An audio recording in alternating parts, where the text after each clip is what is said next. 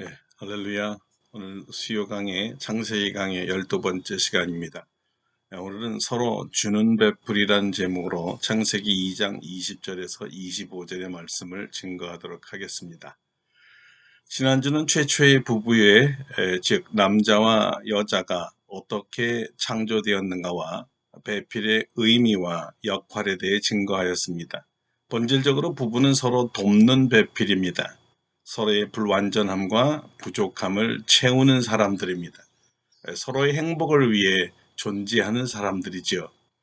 그래서 하나님께서 맡겨주신 기능과 역할을 동등하게 감당하며 사는 사람들입니다. 그럴 때 남자는 여자를 보고 내 뼈 중에 뼈요, 내 살 중에 살이라 고백하게 됩니다. 여자는 남자로부터 나오고 남자는 여자로부터 나옵니다. 가장 귀한 자기의 한 부분으로 여겨야 한다는 뜻입니다. 이 남자의 강해 보이지만 연약함과 여자의 약해 보이지만 강함이 합하여 만족함을 만들어내는 것이 부부입니다. 그래서 둘이 하나 되는 것이 부부의 행복의 길입니다. 가정은 하나님의 최고의 관심사입니다. 인류의 행복은 이 가정의 행복에서부터 시작됩니다. 가정이 깨지면 사회가 깨집니다. 가정에 만족이 없으면 사회에도 만족이 없습니다. 가정의 행복의 열쇠는 누가 가지고 있을까요? 남편일까요? 아내일까요? 남편과 아내일까요? 예, 모두의 책임입니다. 그러나 근본적으로 가정의 행복의 열쇠여 주체는 하나님이십니다. 사람을 만드시고 가정을 만드신 분에게 가정의 행복이 달려 있습니다. 여기에 몇 가지 의미를 살펴보고자 합니다.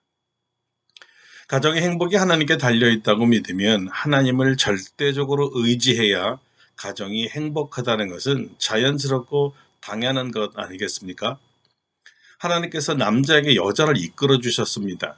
그 하나님이 보내신 여자를 위해 남자는 부모를 떠나 여자를 맞이합니다. 남자는 자기에게 여자를 이끄신 하나님을, 그리고 여자는 자기를 남자에게 보내신 하나님을 의지할 때 가정에 행복이 있습니다. 하나님의 뜻에 순종하는 것이죠. 무엇에 순종합니까? 서로를 돕는 역할에 순종합니다. 부족함을 채우는 일에 충실해야 가정이 행복합니다. 부족함을 채움받아 행복하지만 상대 배필의 입장에서는 채워주는 데에서 오히려 행복을 느낍니다.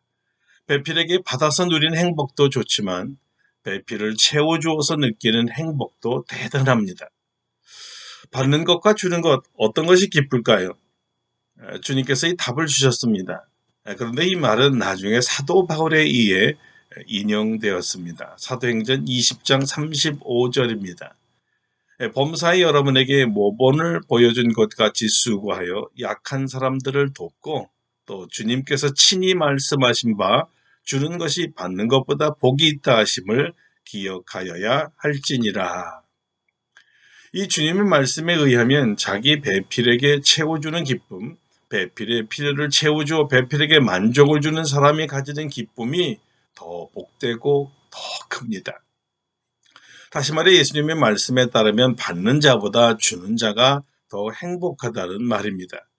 내가 누구인가 필요한 사람이라는 것, 내가 누군가에게 채워줄 곳이 있다라는 것, 나의 존재함이 배우자에게 기쁨이 된다는 것, 이것이 얼마나 행복합니까? 그래서 부부의 행복은 어떻게 하면 도움을 받을까 또는 어떻게 섬김을 받을까 보다는 오히려 반대로 어떻게 내 배우자를 잘 섬겨 더 행복한 배우자로 만들까, 여기에 주력할 때 더 큰 기쁨이 옵니다. 누군가가 먼저 섬겨주기를 기다릴 때, 그리고 나의 섬김에 비례해서 섬김받음을 가름하고 기대할 때 불만족이 생기게 됩니다. 왜 그럴까요? 보상이나 대가를 바라는 사람의 마음에 정해놓은 기대치가 있는데요. 대부분은 그 기대치의 반의 반도 채워지지 않거든요. 주님도 이 점을 잘 지적해 주셨습니다. 너희가 받기를 바라고 사람들에게 꾸어주면 칭찬받을 것이 무엇이냐? 죄인들도 그만큼 받고자 하여 죄인에게 꾸어주느니라. 한마디로 사랑이나 대접을 할 때 거래하지 말라는 것이죠.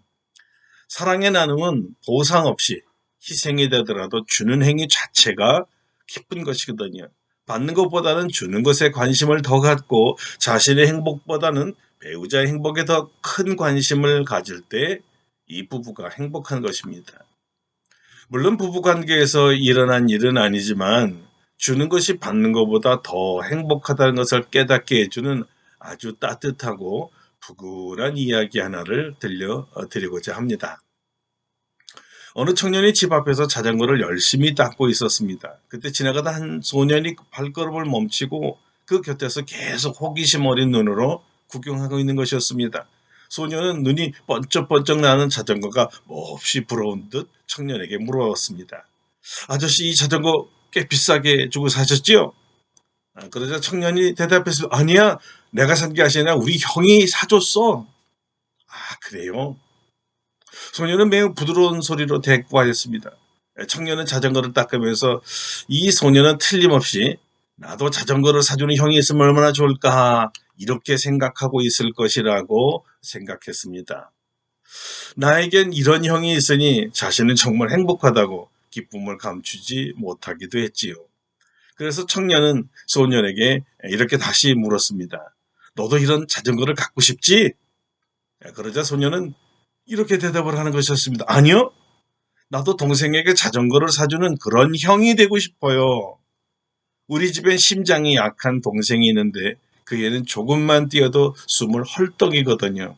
나도 내 동생에게 이런 멋진 자전거를 사주고 싶은데 돈이 없어요.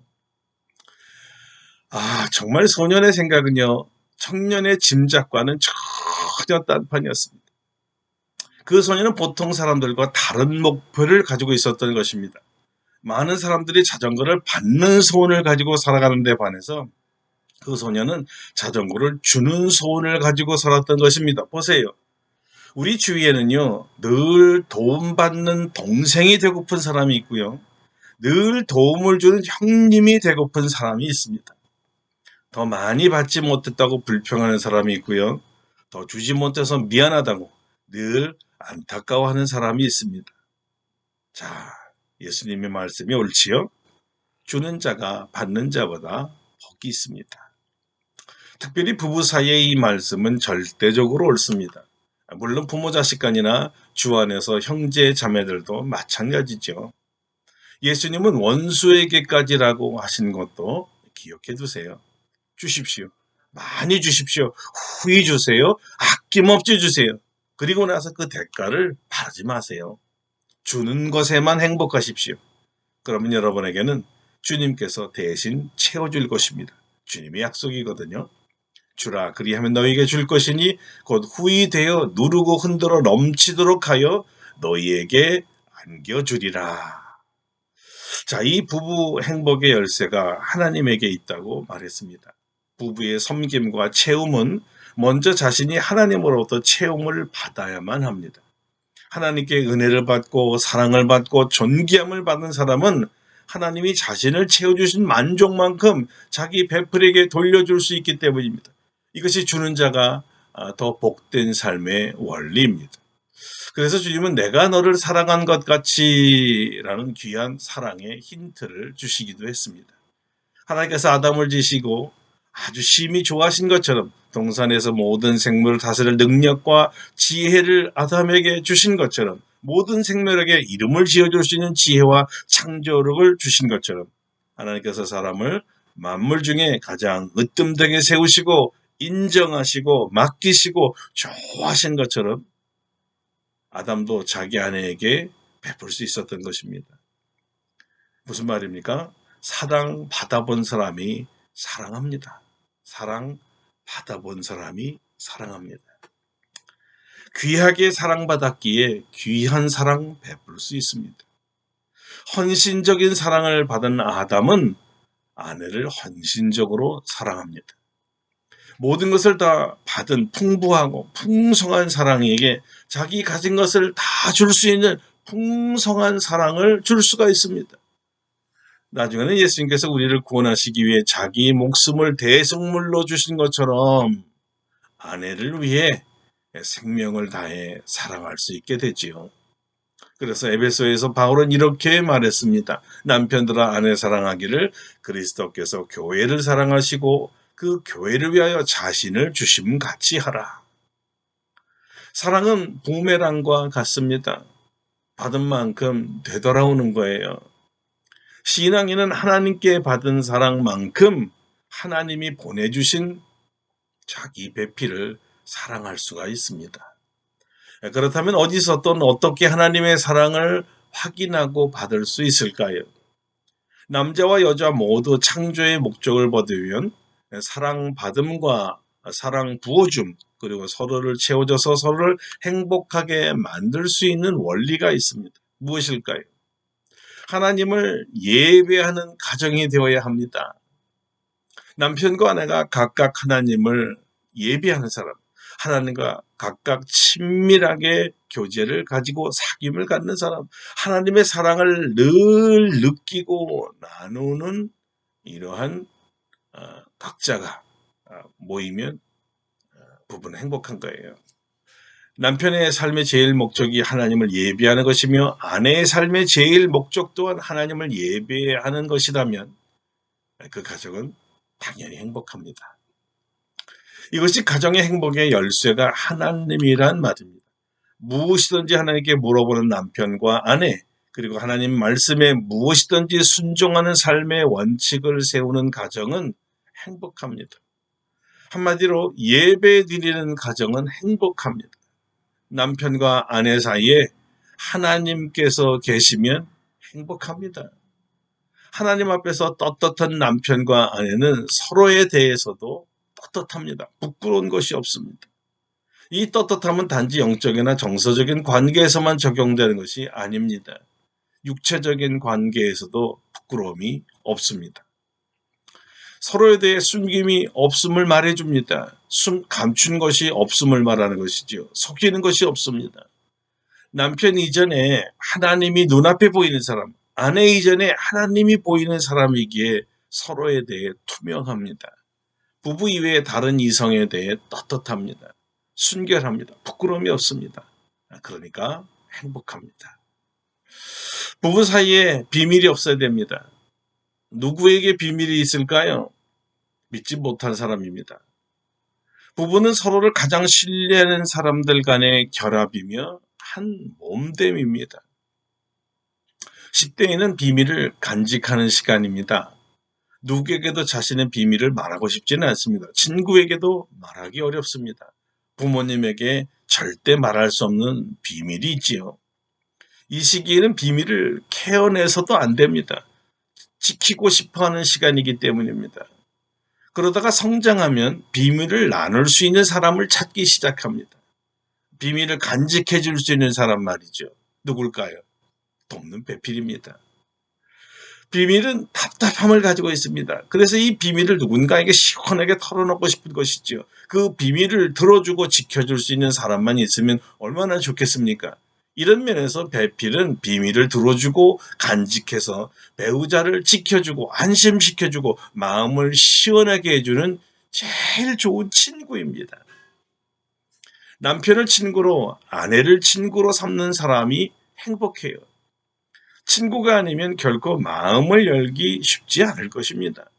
결코 비밀을 말할 수가 없지요. 그래서 부부간에 마음에 간직하고 숨겨놓은 비밀을 말할 수 있는 친구가 되면 이보다 더 행복한 가정을 만들 수는 없을 겁니다.